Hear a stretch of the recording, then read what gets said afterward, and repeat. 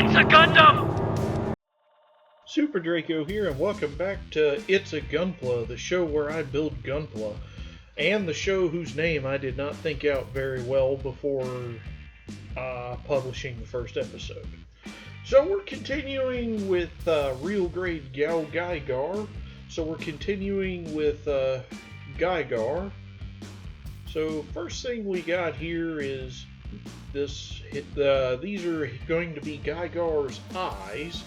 And as you can see, they are tiny.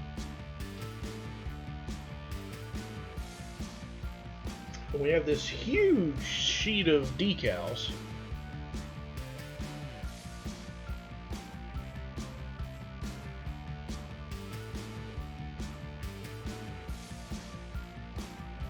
Well, I think these are markings and stickers and not actually decals, but regardless, so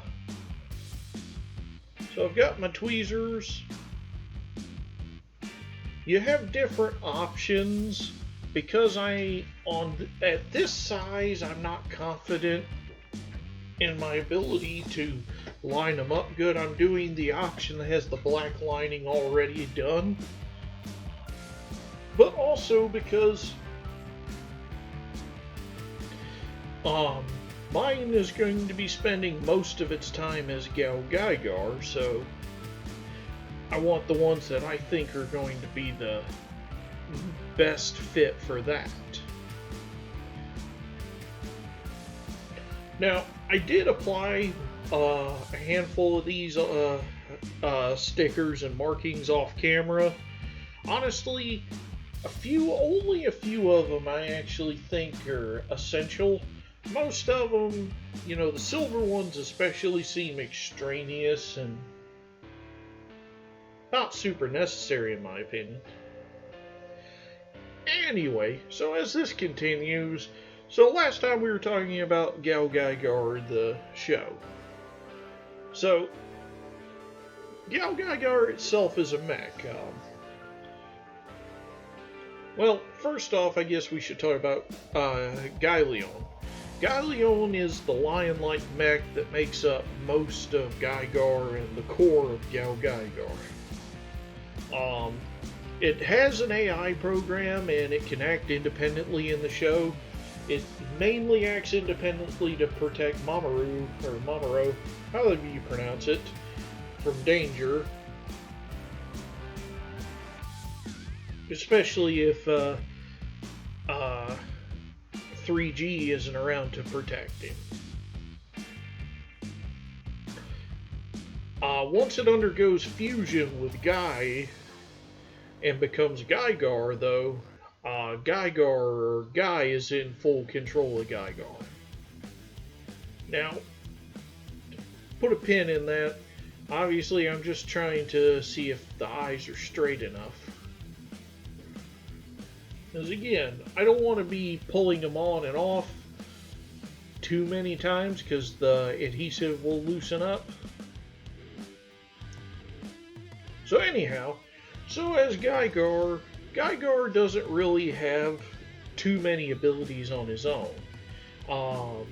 He can use Gaoleon's claws in robot mode, a feature that this model does recreate, and I believe I show.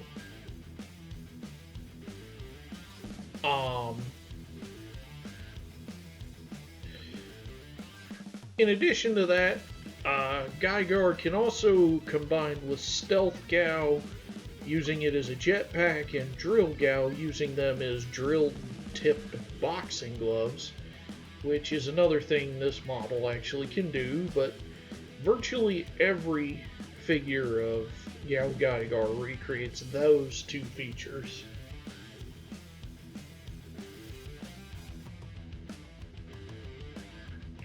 So GaoGaiGar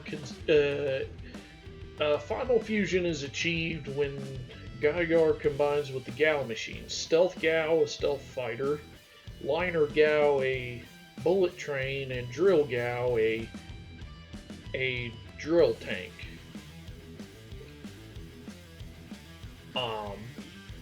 Now, In the plot of the show, the designs for the Gao from the Gao machines they actually got from data inside Galion. But because the data was damaged, they didn't recreate the Genesis machines properly. Thus, how we ended up with the Gao machines. Now, that green thing is one of the G jewels that the gems that were jewels that, or crystal, whatever you want to call them, that responds to courage. The other one is in Cyborg Guy's wrist. I don't know if there's more than those two. I'd have to look it up, and I don't think it's all that important at the moment.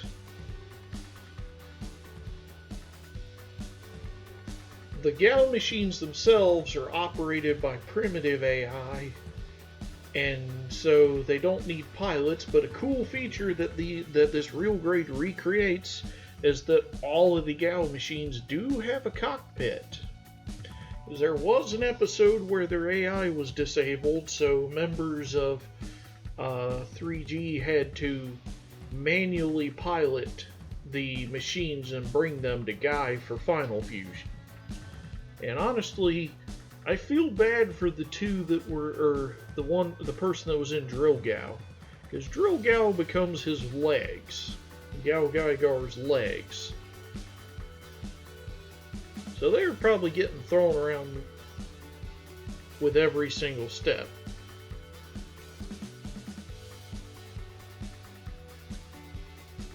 So GaoGaiGar itself, it has several pieces of weapons and signature abilities. Offensively, his right arm can be used to perform the Broken Magnum attack, which is a rocket punch, a nod to Mazinger Z. The arm is charged with a reddish energy and begins spinning very fast before fired off and propelled with a rocket. On his left arm, he has the defense ability Protect Shade, a shield generated from devices in his wrist. Then other attacks also include Drill Knee, where it uses Drill Gao's drills for knee strikes.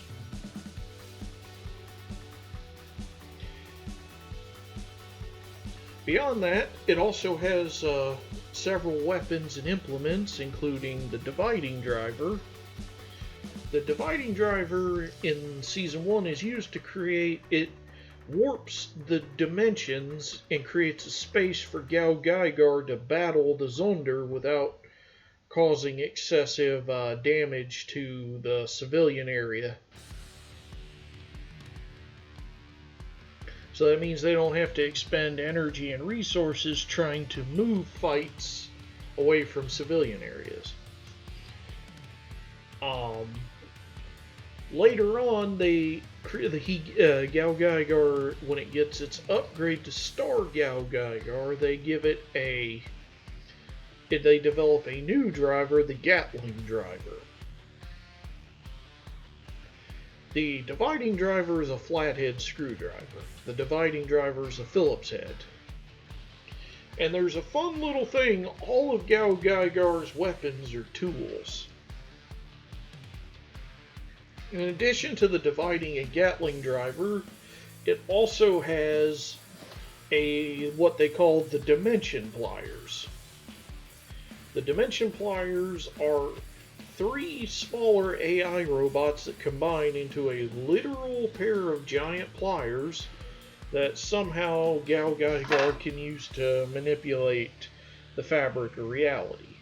And in fact, at the end of GaoGaiGar vs. Better Man, final GaoGaiGar, GaoGaiGo, GaoFiGar, and King Jader all use dimension pliers, and in King Jader's case, because it's enormous, it was using 10 sets of dimension pliers attached to each of his fingers, attached between all 10 of his fingers.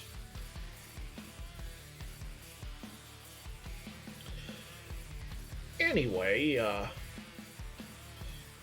so then on top of all that equipment, when GaoGaiGar gets its upgrade to Star GaoGaiGar, which in all honesty, the only difference is Stealth Gao has two specially made engines to propel it in space. But he also gains a couple of rings that are used to augment his Broken Magnum and his Protect Shade. Because between Season 1 fighting the Zonders and in Season 2 fighting the Primevals, GaoGaiGar was seriously lacking in power. And that just shot out of my hand, didn't it? So anyway, and then GaoGaiGar has one other piece of equipment, but we'll talk about that after. Its signature ability, its ultimate attack, is called Hell in Heaven. Hell in Heaven is combined by charging the same energy from its Broken Magnum in its right arm and the same energy from the Protect Shade in the left arm, clasping its hands together, and in essence using the distortion created by the two energies to smash into an enemy and tear them apart. In the beginning, Guy couldn't use it properly because there's a chant that goes with it, and due to their incomplete data from Gaileon, they didn't know the last words of the chant. So over time, Guy's body was getting just damaged worse and worse by overusing Hell in Heaven. And so what